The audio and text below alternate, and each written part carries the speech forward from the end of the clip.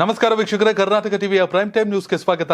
ನಾನು ಯೋಗೇಶ್ ಈಶ್ವರ್. ಗೋಪಾಲಯ್ಯ ವಿರುದ್ಧದ ಜೀವ ಬೆದರಿಕೆ ಪ್ರಕರಣ ಜಾಮೀನು ಮೇಲೆ ಬಿಡುಗಡೆ ಬಳಿಕ ಆರ್ ಅಶೋಕ್ ವಿರುದ್ಧ 1 ಕೋಟಿ ಲಂಚದ ಬಾಂಬ್ ಸಿಡಿಸಿದ ಪದ್ಮರಾಜ್. ಬಿಜೆಪಿ ಜೆಡಿಎಸ್ ಮೈತ್ರಿ ನಿಜ, ಆದರೆ ಸೀಟು ಹಂಚಿಕೆ ಇನ್ನೂ ಕನ್ಫರ್ಮ್ ಆಗೇ ಇಲ್ಲ. ಕೇಂದ್ರ ಸಚಿವ ಪ್ರಹ್ಲಾದ್ ಜೋಶಿ ಹೇಳಿಕೆ. ಕರ್ನಾಟಕ ರಾಜ್ಯದ ರಾಜ್ಯಸಭಾ ಚುನಾವಣೆಗೆ ಕಾಂಗ್ರೆಸ್ ಅಭ್ಯರ್ಥಿಗಳ ಪಟ್ಟಿ ಪ್ರಕಟ. ದೆಹಲಿ ಮೂಲದ ಅಜಯ್ ಮೇಕನ್ಗೆ ಮಣೆ. ರಾಜ್ಯಸಭಾ ಚುನಾವಣೆಗೆ ರಾಜಸ್ಥಾನದ ಜೈಪುರದಿಂದ ನಾಮಪತ್ರ ಸಲ್ಲಿಸಿದ ಕಾಂಗ್ರೆಸ್ ಅಧಿನಾಯಕಿ ಸೋನಿಯಾ ಗಾಂಧಿ. ಹೈಕೋರ್ಟ್ನಿಂದ 10,000 ರೂಪಾಯಿ ದಂಡವನ್ನ ಪ್ರಶ್ನಿಸಿ ಸುಪ್ರೀಂ ಕೋರ್ಟ್ನಲ್ಲಿ ಮೇಲ್ಮನವಿಯನ್ನು ಸಲ್ಲಿಸಿದ ಸಿಎಂ ಸಿದ್ದರಾಮಯ್ಯ. ಎಲ್ಲ ಸುದ್ದಿಯನ್ನ ನೋಡೋಣ. ಮೊದಲನೇ ಸುದ್ದಿ, ಮಾಜಿ ಸಚಿವ ಗೋಪಾಲಯ್ಯಗೆ ಕೊಲೆ ಬೆದರಿಕೆ ಹಾಕಿದ್ದ ಮಾಜಿ ಕಾರ್ಪೊರೇಟ್ ಪದ್ಮರಾಜ್ ಅವರನ್ನ ಮೊದಲು ಅರೆಸ್ಟ್ ಮಾಡಲಾಯಿತು. ಎಫ್ಐಆರ್ ದಾಖಲಿಸಿಕೊಂಡು ಅವರನ್ನ ಅರೆಸ್ಟ್ ಮಾಡಲಾಯಿತು. ನಂತರ ಅವರ ವಿಚಾರಣೆಯನ್ನು ನಡೆಸಿ ಜಾಮೀನಿನ ಮೇಲೆ ಅವರ ಬಿಡುಗಡೆ ಕೂಡ ಆಯಿತು. ಅವರನ್ನ ಬಂಧಿಸಲಾಗಿದೆ ಅಂತ ಗೃಹ ಸಚಿವ ಡಾಕ್ಟರ್ ಜಿ ಪರಮೇಶ್ವರ್ ಕೂಡ ಸ್ಪಷ್ಟನೆ ನೀಡಿದ್ರು. ನನಗೆ ಹಣ ಬೇಕು, ಇಲ್ಲದಿದ್ದರೆ ನಿನ್ನನ್ನು ಬಿಡೋದಿಲ್ಲ, ಕೊಲ್ತೀನಿ, ತಾಕತ್ತಿದ್ರೆ ಬಾ ಮನೆ ಹತ್ರ ಎಂದು ಮಾಜಿ ಕಾರ್ಪೊರೇಟರ್ ಪದ್ಮರಾಜ್ ನನಗೆ ಆವಾಜ್ ಹಾಕಿದ್ದಾರೆ ಎಂದು ಮಾಜಿ ಸಚಿವ ಗೋಪಾಲಯ್ಯ ಆರೋಪಿಸಿದ್ರು. ಪದ್ಮರಾಜ್ ಬಸವೇಶ್ವರ ನಗರದ ಮಾಜಿ ಕಾರ್ಪೊರೇಟರ್ ಆಗಿದ್ದಾರೆ. ಗೋಪಾಲಯ್ಯನವರು ಬಿಜಿಎಸ್ನಲ್ಲಿ ಪದ್ಮರಾಜ್ ಮಗಳಿಗೆ ಸೀಟ್ ಕೊಡಿಸಿದ್ರಂತೆ. ಸಚಿವರಾಗಿದ್ದ ವೇಳೆ ರಾಜಾಜಿನಗರದ ಇಎಸ್ಐ ಆಸ್ಪತ್ರೆಯಲ್ಲಿ ವೈದ್ಯ ಕೆಲಸವನ್ನು ಕೊಡಿಸಿದ್ರಂತೆ. ಆದರೆ ಈಗ ಮಧ್ಯರಾತ್ರಿ ಮಾಜಿ ಸಚಿವ ಗೋಪಾಲಯ್ಯ ಅವರಿಗೆ ಪದ್ಮರಾಜ್ ಕರೆ ಮಾಡಿ ನನಗೆ ಹಣ ಬೇಕು ಎಂದು ಬೆದರಿಕೆ ಹಾಕಿದ್ದಾರೆ ಎಂದು ಆರೋಪಿಸಿ ನಿನ್ನೆ ರಾತ್ರಿ ಕಾಮಾಕ್ಷಿಪಾಳ್ಯ ಠಾಣೆಯಲ್ಲಿ ದೂರನ್ನು ನೀಡಿದ್ರು. ಇಂದು ಬೆಳಗ್ಗೆ 10 ಗಂಟೆಗೆ ಸ್ಪೀಕರ್ ಯುಟಿ ಖಾದರ್ಗೆ ದೂರು ನೀಡಿ ಸದನದಲ್ಲೂ ಪ್ರಸ್ತಾಪಿಸಿದ್ರು. ಈ ಜೀವ ಬೆದರಿಕೆ ಪ್ರಕರಣ ಕಲಾಪದಲ್ಲಿ ಕೋಲಾಹಲವನ್ನೇ ಸೃಷ್ಟಿಸಿತ್ತು. ಜನಪ್ರತಿನಿಧಿಗಳಿಗೆ ಇಂಥ ಪರಿಸ್ಥಿತಿ ಆದ್ರೆ ಜನಸಾಮಾನ್ಯರ ಪರಿಸ್ಥಿತಿ ಏನು? ವಿಧಾನಸೌಧಕ್ಕೆ ಹೋಗೋ ದಾರಿಲಾದ್ರೂ ಹೊಡಿತೀನಿ ಅಥವಾ ನಿಮ್ಮ ಮನೆ ಹತ್ರ ಬಂದು ನಿಮ್ಮ ಕುಟುಂಬದವ್ರನ್ನ ಮುಗಿಸ್ತೀನಿ ಅಂತ ಹೇಳಿದ್ರು. ಕುಡಿದು ತಲೆಯೆಲ್ಲ ಮಾತಾಡ್ತಾರೆ ಅಂತ ಪದ್ಮರಾಜ್ ವಿರುದ್ಧ ಗೋಪಾಲಯ್ಯ ಆರೋಪಿಸಿದ್ರು. ಆನಂತರದಲ್ಲಿ ಅವರ ಅರೆಸ್ಟ್ ಕೂಡ ಆಯಿತು, ಜಾಮೀನ್ ಮೇಲೆ ಬಿಡುಗಡೆ ಆಯಿತು. ಆದರೆ ಬಿಡುಗಡೆ ಬಳಿಕ ಪದ್ಮರಾಜ್ ಕೊಟ್ಟಂತ ಒಂದಷ್ಟು ಹೇಳಿಕೆಗಳು ಮತ್ತಷ್ಟು ಹೊಸ ಸ್ಫೋಟಕ ಅಂದರೆ ರಾಜಕೀಯದಲ್ಲಿ ಬಾಂಬನ್ನು ಸಿಡಿಸಿದೆ. ವಿಪಕ್ಷ ನಾಯಕ ಆಗಿರುವಂಥ ಆರ್ ಅಶೋಕ್ ಅವರಿಗೆ 1 ಕೋಟಿ ರೂಪಾಯಿ ಲಂಚ ಪಡ್ಕೊಂಡಿದ್ರು. ನನ್ನ ಜೊತೆ 2010ರಲ್ಲಿ ನನ್ನನ್ನು ಮೇಯರ್ ಮಾಡ್ತೀನಿ ಅಂತ ಪಡ್ಕೊಂಡಿದ್ರು. ಆ ಹಣಕ್ಕೆ ಎಷ್ಟು ಬಡ್ಡಿ ಕಟ್ಟಿದ್ದೀನಿ, ಅದನ್ನ ಎಷ್ಟು ಕಷ್ಟಪಟ್ಟು ವಸೂಲಿ ಮಾಡಿದ್ದೀನಿ ನನಗೆ ಗೊತ್ತು. ಗೋಪಾಲಯ್ಯ ಅವರು ನಂಗೆ 15 ಲಕ್ಷ ಕೊಡಬೇಕು, ಅವ್ರು ಕೊಟ್ಟಿಲ್ಲ, ಮನೆ ಹತ್ರ ಹೋಗಿ ಕೇಳಿದ್ರೆ ನನ್ನ ಹತ್ರ ಸೇರಿಸಲಿಲ್ಲ. ಈ ರೀತಿ ಆರೋಪಗಳನ್ನು ಪದ್ಮರಾಜ್ ಮಾಡಿದ್ದಾರೆ. ಪದ್ಮರಾಜ್ ಅವರ ಆರೋಪಗಳನ್ನು ಅಷ್ಟು ಲಘುವಾಗಿ ಪರಿಗಣಿಸುವಂತಿಲ್ಲ. ಅವರು ಬೆದರಿಕೆ ಹಾಕಿದ್ದು ಗೋಪಾಲಯ್ಯ ಅವರಿಗೆ, ಆರೋಪ ಮಾಡಿದ್ದು ಗೋಪಾಲಯ್ಯನವರ ವಿರುದ್ಧ. ಆದರೆ ಪೊಲೀಸ್ ವಿಚಾರಣೆಯಿಂದ ಹೊರಗೆ ಅಂದರೆ ಜಾಮೀನು ಪಡ್ಕೊಂಡು ಹೊರಗೆ ಬತ್ತಿದ್ದಂಗೆ ಆರ್ ಅಶೋಕ್ ಅವರ ವಿರುದ್ಧ ಕೂಡ ಸ್ಫೋಟಕ ಬಾಂಬನ್ನು ಸ್ಫೋಟಿಸಿದ್ರು. 1 ಕೋಟಿ ರೂಪಾಯಿ 2010ರಲ್ಲಿ ಮೇಯರ್ ಮಾಡ್ತೀನಿ ಅಂದ್ಬಿಟ್ಟು. ಒಟ್ಟಿನಲ್ಲಿ ಪದ್ಮರಾಜ್ ಅವರ ಹೇಳಿಕೆಗಳನ್ನು ನೋಡಿದ್ರೆ ಯಾವುದನ್ನಷ್ಟು ಸುಲಭವಾಗಿ ಪರಿಗಣಿಸುವಂತಿಲ್ಲ. ಸಾಕಷ್ಟು ಸತ್ಯಗಳು ಹೊರಬರಬೇಕಾದ ಅನಿವಾರ್ಯತೆ ಇದೆ ಅನ್ಸುತ್ತೆ. ಹೆಸರಿನ ಮುಂದಿನ ಸುದ್ದಿ, ಲೋಕಸಭಾ ಚುನಾವಣೆಗೆ ಬಿಜೆಪಿ ಜೆಡಿಎಸ್ ಮೈತ್ರಿಯಲ್ಲಿ ಸೀಟು ಹಂಚಿಕೆ ಇನ್ನೂ ಯಾವುದು ಫೈನಲ್ ಆಗಿಲ್ಲ ಎಂದು ಕೇಂದ್ರ ಸಂಸದೀಯ ಸಚಿವ ಪ್ರಹ್ಲಾದ್ ಜೋಶಿ ಹೇಳಿದ್ದಾರೆ. ಹುಬ್ಬಳ್ಳಿಯಲ್ಲಿ ಮಾತನಾಡಿದ ಕೇಂದ್ರ ಸಚಿವರು ಜೆಡಿಎಸ್ ಬಿಜೆಪಿ ಸೀಟು ಹಂಚಿಕೆ ಬಗ್ಗೆ ಇನ್ನೂ ಯಾವುದೇ ಚರ್ಚೆ ಆಗಿಲ್ಲ ಅಂತ ಸ್ಪಷ್ಟಪಡಿಸಿದ್ರು. ಒಂದು ಹಂತದಲ್ಲಿ ಎರಡೂ ಪಕ್ಷಗಳ ನಾಯಕರ ನಡುವೆ ಚರ್ಚೆ ನಡೀತಾ ಇದೆ, ಆದರೆ ಅದೆಲ್ಲವೂ ಅಪೂರ್ಣ ಆಗಿದೆ. ಫೆಬ್ರವರಿ 17-18 ನಂತರ ರಾಷ್ಟ್ರೀಯ ಕಾರ್ಯಕಾರಿಣಿ ಸಭೆ ಬಳಿಕ ಎಲ್ಲವೂ ಅಂತಿಮವಾಗಲಿದೆ ಎಂದು ಪ್ರಹ್ಲಾದ್ ಜೋಶಿ ಅವರು ಹೇಳಿದ್ದಾರೆ. ಇನ್ನು ಮಂಡ್ಯ ಸೇರಿದಂತೆ ಯಾವುದೇ ಕ್ಷೇತ್ರದ ಸೀಟು ಹಂಚಿಕೆ ಬಗ್ಗೆ ಇನ್ನೂ ತೀರ್ಮಾನ ಆಗಿಲ್ಲ. ನಮ್ಮ ರಾಷ್ಟ್ರೀಯ ನಾಯಕರು ರಾಜ್ಯ ಬಿಜೆಪಿ ಘಟಕದ ಜೊತೆ ಚರ್ಚಿಸಲಿದ್ದಾರೆ. ಆ ನಂತರವೇ ಸೀಟು ಹಂಚಿಕೆ ನಿರ್ಧಾರವಾಗಲಿದೆ. ಈಗಿದ್ದನ್ನೆಲ್ಲವೂ ಊಹಾಪೋಹ, ಕ್ರಿಯೆ ಪ್ರಕ್ರಿಯೆಗಳಷ್ಟೇ ಎಂದು ಸಚಿವರು ಪ್ರಹ್ಲಾದ್ ಜೋಶಿ ಅವರು ಹೇಳಿದ್ದಾರೆ.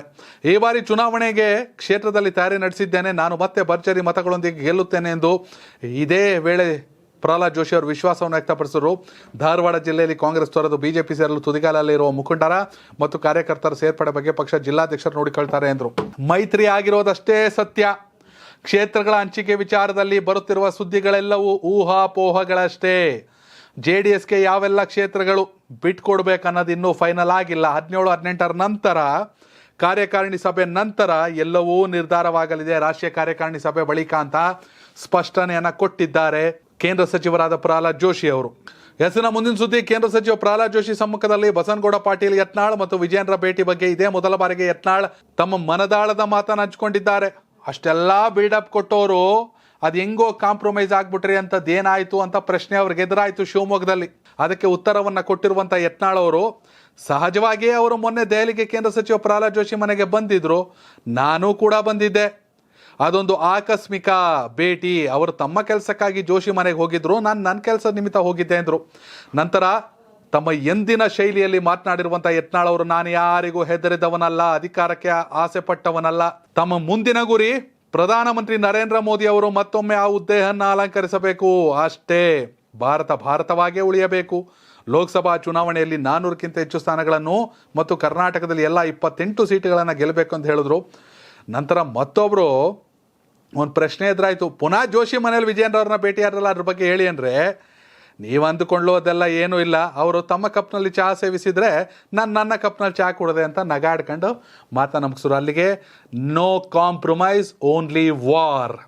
ಇದು ಯತ್ನಾಳ್ ಅವರ ಫಾರ್ಮುಲಾ. ಹೌದು, ಅಚಾನಕ್ಕಾಗಿ ಸಭೆ ಸಮಾರಂಭಗಳಲ್ಲಿ ಭೇಟಿ ಆಗ್ತೀವಿ, ಅಲ್ಲೂ ಕೂಡ ಅವ್ರ ಕೆಲಸಕ್ಕಾಗಿ ಅವ್ರು ಜೋಶಿ ಅವ್ರ ಮನೆಗೆ ಬಂದಿದ್ರು, ನಾನು ಅಲ್ಲಿಗೆ ಹೋಗಿದ್ದೆ ಅಷ್ಟೇ ಅನ್ನೋ ಸ್ಪಷ್ಟನೆಯನ್ನು ಕೊಟ್ಟಿದ್ದಾರೆ. ಯಾಕಂದರೆ ಆ ಭೇಟಿಯ ಬಳಿಕ ಆ ಫೋಟೋಗಳು ವೈರಲ್ ಆದಮೇಲೆ ಯತ್ನಾಳ್ ಎಲ್ಲೂ ಮಾತಾಡಿರಲಿಲ್ಲ, ಈಗ ಅದಕ್ಕೆ ಉತ್ತರಿಸಿದ್ದಾರೆ. ಹೆಸರಿನ ಮುಂದಿನ ಸುದ್ದಿ, ಕರ್ನಾಟಕದ 4 ರಾಜ್ಯಸಭಾ ಚುನಾವಣೆಗೆ ಕಾಂಗ್ರೆಸ್ ತನ್ನ ಅಭ್ಯರ್ಥಿಗಳ ಪಟ್ಟಿಯನ್ನು ಪ್ರಕಟಿಸಿದೆ. ನಾಮಪತ್ರ ಸಲ್ಲಿಸಲು ಒಂದು ದಿನ ಅಂದರೆ ಫೆಬ್ರವರಿ 15 ಬಾಕಿ ಇರುವಾಗಲೇ ಕಾಂಗ್ರೆಸ್ 3 ಅಭ್ಯರ್ಥಿಗಳನ್ನು ಘೋಷಣೆ ಮಾಡಿದ್ದು, ಇಬ್ಬರಿಗೆ ಮತ್ತೆ ಅವಕಾಶ ನೀಡಿದೆ. ಇನ್ನೊಂದು ಸ್ಥಾನಕ್ಕೆ ಹೊಸ ಮುಖಕ್ಕೆ ಮಣೆ ಹಾಕಿದೆ. ಜಿಸಿ ಚಂದ್ರಶೇಖರ್ ಮತ್ತು ನಾಸಿರ್ ಹುಸೇನ್ ಅವರಿಗೆ ಕಾಂಗ್ರೆಸ್ ಮತ್ತೊಮ್ಮೆ ಟಿಕೆಟ್ ನೀಡಿದೆ. ಇನ್ನು ಎಐಸಿಸಿ ಖಜಾಂಚಿ ಅಜಯ್ ಮಕೇನ್ ಅವರಿಗೆ ಕರ್ನಾಟಕ ರಾಜ್ಯಸಭಾ ಟಿಕೆಟ್ ನೀಡಲಾಗಿದೆ. ಇದು ಕರ್ನಾಟಕದಲ್ಲಿ. ಇನ್ನೊಬ್ರು ಹೇಳಬೇಕು ಯಾರು ಅಂತ. ಇನ್ನು ತೆಲಂಗಾಣದಲ್ಲಿ ರೇಣುಕಾ ಚೌಧರಿ, ಅನಿಲ್ ಕುಮಾರ್ ಯಾದವ್ಗೆ ಟಿಕೆಟ್ ಸಿಕ್ಕರೆ ಮಧ್ಯಪ್ರದೇಶದಲ್ಲಿ ಅಶೋಕ್ ಸಿಂಗಿಗೆ ಟಿಕೆಟ್ ಅನ್ನು ಘೋಷಿಸಲಾಗಿದೆ. ರಾಜ್ಯಸಭಾ ಚುನಾವಣೆಯ ಲೆಕ್ಕಾಚಾರಗಳು ಅತಿ ಜೋರಾಗಿ ನಡೀತಾ ಇದ್ದು, ಫೆಬ್ರವರಿ 15 ಕೊನೆ ದಿನಾಂಕ ಆಗಿತ್ತು. ಅದಕ್ಕೆ ಒಂದು ದಿನ ಮುಂಚಿತವಾಗಿಯೇ ಕರ್ನಾಟಕದ 4 ಸ್ಥಾನಗಳಲ್ಲಿ 3 ಸ್ಥಾನಗಳಿಗೆ ಕಾಂಗ್ರೆಸ್ ತನ್ನ ಅಭ್ಯರ್ಥಿಗಳನ್ನು ಪ್ರಕಟಿಸಿದೆ. ಇಬ್ಬರು ಹಳೆಯಬರಿಗೆ ಜಿಸಿ ಚಂದ್ರಶೇಖರ್ ಮತ್ತು ನಾಸಿರ್ ಹುಸೇನ್. ಆದರೆ ಅಜಯ್ ಮಕೇನ್ ಅವರಿಗೆ ಕರ್ನಾಟಕದಿಂದ ಮಣೆ ಹಾಕಲಾಗಿದೆ. ಹೆಸರಿನ ಮುಂದಿನ ಸುದ್ದಿ, ಬಿಜೆಪಿಯು ರಾಜ್ಯಸಭಾ ಚುನಾವಣೆಗೆ ತನ್ನ ಅಭ್ಯರ್ಥಿಗಳ ಪಟ್ಟಿಯನ್ನು ಬಿಡುಗಡೆ ಮಾಡಿದ್ದು, ಇದೀಗ ಗುಜರಾತ್ನಿಂದ ಬಿಜೆಪಿ ಪಕ್ಷದ ರಾಷ್ಟ್ರೀಯ ಅಧ್ಯಕ್ಷ ಜೆ.ಪಿ. ನಡ್ಡಾ ಹಾಗೂ ಮಹಾರಾಷ್ಟ್ರದಿಂದ ಇತ್ತೀಚೆಗೆ ತಾನೇ ಕಾಂಗ್ರೆಸ್ಗೆ ರಾಜೀನಾಮೆ ನೀಡಿ ಬಿಜೆಪಿಗೆ ಬಂದಿದ್ದ ಮಹಾರಾಷ್ಟ್ರದ ಮಾಜಿ ಮುಖ್ಯಮಂತ್ರಿ ಅಶೋಕ್ ಚೌಹಾಣ್ ಅವರಿಗೆ ರಾಜ್ಯಸಭಾ ಟಿಕೆಟ್ ಅನ್ನು ನೀಡಿದೆ. ಇನ್ನು ಗುಜರಾತ್ನಿಂದ ಬಿಜೆಪಿ ರಾಷ್ಟ್ರೀಯ ಅಧ್ಯಕ್ಷ ಜೆ.ಪಿ. ನಡ್ಡಾ, ಗೋವಿಂದಭಾಯಿ ಧೋಲಾಕಿಯಾ, ಮಾಯಾಂಕ್ ಭಾಯ್ ನಾಯಕ್ ಮತ್ತು ಡಾಕ್ಟರ್ ಜಶ್ವಂತ್ ಸಿನ್ಹಾ ಪರ್ಮಾರ್ ಅವರನ್ನು ಬಿಜೆಪಿ ಕಣಕ್ಕಿಳಿಸಿದೆ.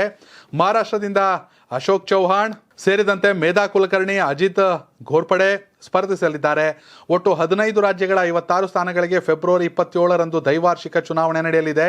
ಮಧ್ಯಪ್ರದೇಶದಿಂದ ಕೇಂದ್ರ ಸಚಿವ ಎಲ್ ಮುರುಗನ್, ಉಮೇಶ್ ನಾಥ್ ಮಹಾರಾಜ್, ಮಾಯಾ ನರೋಲಿಯಾ, ಬನ್ಸಿಲಾಲ್ ಗುರ್ಜರ್ ಹಾಗೂ ಒಡಿಶಾದಿಂದ ಕೇಂದ್ರ ಸಚಿವ ಅಶ್ವಿನ್ ವೈಷ್ಣವ್ ಅವರಿಗೆ ಈಗಾಗಲೇ ಟಿಕೆಟ್ ಅಂತ ಘೋಷಿಸಿದೆ.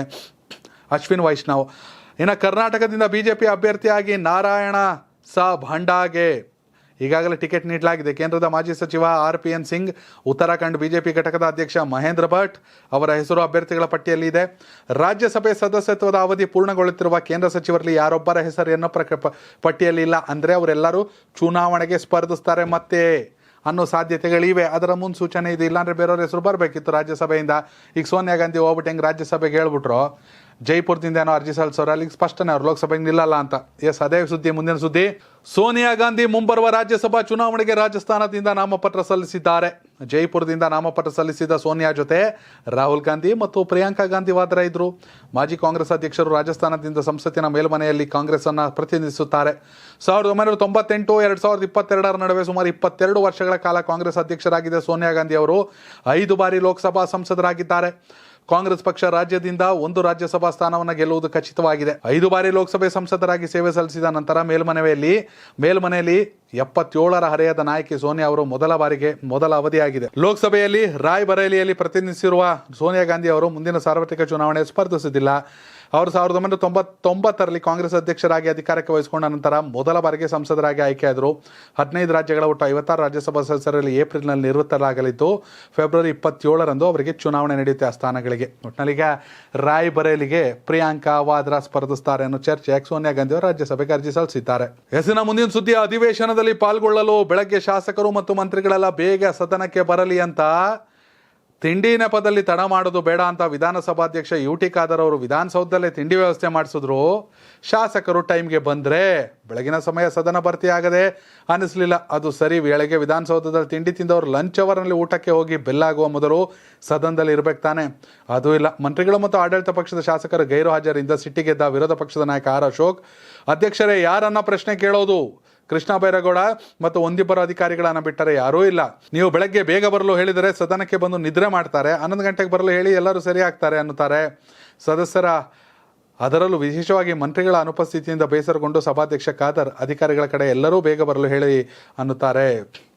ಒಟ್ಟಿನಲ್ಲಿ ಬೇಗ ಬಂದವ್ರಿಗೆ ಪಾಪ ಪ್ರೈಸ್ ಕೊಡೋದು, ಕೊನೆವರೆಗೂ ಇದ್ದವ್ರಿಗೆ ಪ್ರೈಸ್ ಕೊಡೋದು. ಟಿ ಖಾದರ್ ಅವರು ಸಭಾಧ್ಯಕ್ಷರಾದ ಮೇಲೆ ಸಾಕಷ್ಟು ಬದಲಾವಣೆಗಳನ್ನು ಮಾಡಿದ್ರು.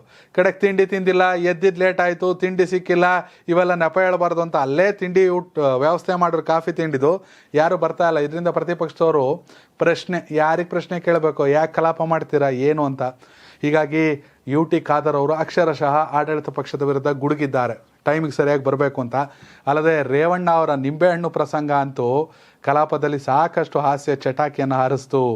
ಎಸ್ಸಿನ ಮುಂದಿನ ಸುದ್ದಿ, ರಸ್ತೆ ತಡೆದು ಪ್ರತಿಭಟನೆ ನಡೆಸಿ ಸಾರ್ವಜನಿಕ ತೊಂದರೆ ನೀಡಿದ ವಿಚಾರವಾಗಿ ಕರ್ನಾಟಕ ಹೈಕೋರ್ಟ್ 10,000 ರೂಪಾಯಿ ದಂಡ ವಿಧಿಸುವುದನ್ನು ಮುಖ್ಯಮಂತ್ರಿ ಸಿದ್ದರಾಮಯ್ಯ ಸುಪ್ರೀಂ ಕೋರ್ಟ್ನಲ್ಲಿ ಪ್ರಶ್ನಿಸಿದ್ದಾರೆ. ಪ್ರಕರಣದಲ್ಲಿ ಸಿಎಂ ಸಿದ್ದರಾಮಯ್ಯ ಸೇರಿ ಕೆಲ ನಾಯಕರಿಗೆ ದಂಡ ವಿಧಿಸಲಾಗಿತ್ತು. ಅಲ್ಲದೆ ಮಾರ್ಚ್ 6ರಂದು ಜನಪ್ರತಿನಿಧಿಗಳ ವಿಶೇಷ ನ್ಯಾಯಾಲಯಕ್ಕೆ ಹಾಜರಾಗುವಂತೆ ಸೂಚನೆ ನೀಡಲಾಗಿತ್ತು.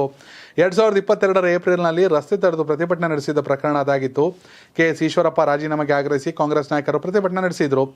ಕಾಂಗ್ರೆಸ್ ನಾಯಕರು ವಿಧಾನಸೌಧ ಛಲ ಕೈಗೊಂಡಿದ್ರು.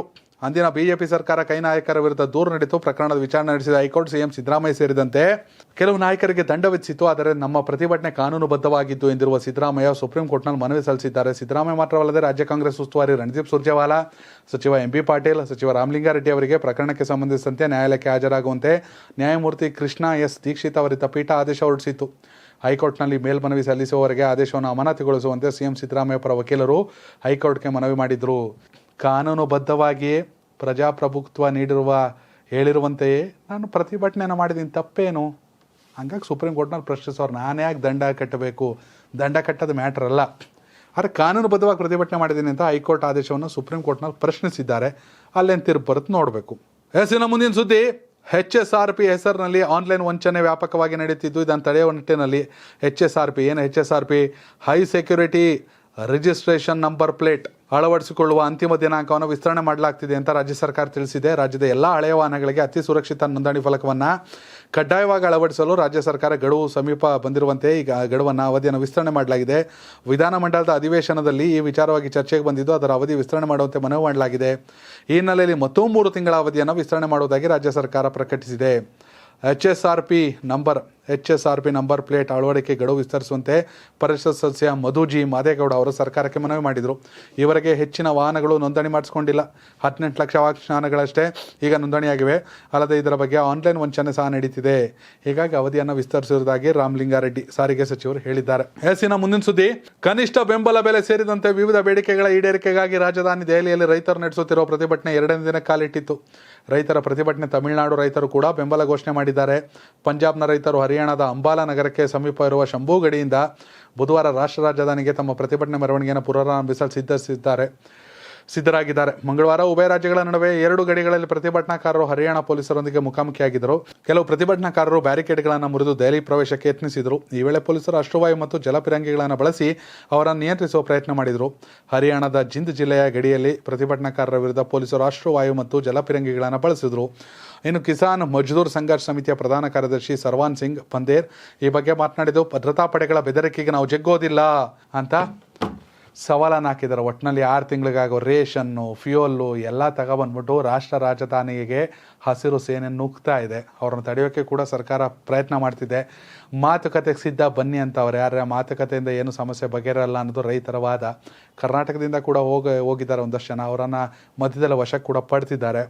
ಹೀಗಾಗಿ ಹಸಿರು ಸೇನೆ ಕ್ರಾಂತಿ ಲೋಕಸಭಾ ಚುನಾವಣೆ ಹೊಸ್ತಿಲಲ್ಲಿ BJPಗೆ ಎಷ್ಟು ಮುಜುಗರವನ್ನು ತಂದಿಡುತ್ತೆ ಅನ್ನೋದು ಕೂಡ ನೋಡಬೇಕು. ಏನೇ ಆದರೂ ಮುಜುಗರವ ಮತ್ತೊಂದು ರೈತರ ಸಮಸ್ಯೆ ಬಗೆಹರಿಬೇಕು ಅಷ್ಟೇ. ವೀಕ್ಷಕರೇ, ಹಸಿರು ಸೇನೆಯ ಕ್ರಾಂತಿ ಬಗ್ಗೆ ನಿಮ್ಮ ಅಭಿಪ್ರಾಯನ ಕಾಮೆಂಟ್ ಮಾಡಿ. ಹಾಗೆ ಇದು ಇವತ್ತಿನ ಪ್ರೈಮ್ ಟೈಮ್ ನ್ಯೂಸ್. ಧನ್ಯವಾದಗಳು. ಕರ್ನಾಟಕ ಟಿವಿ, ಕನ್ನಡಿಗರ ಧ್ವನಿ.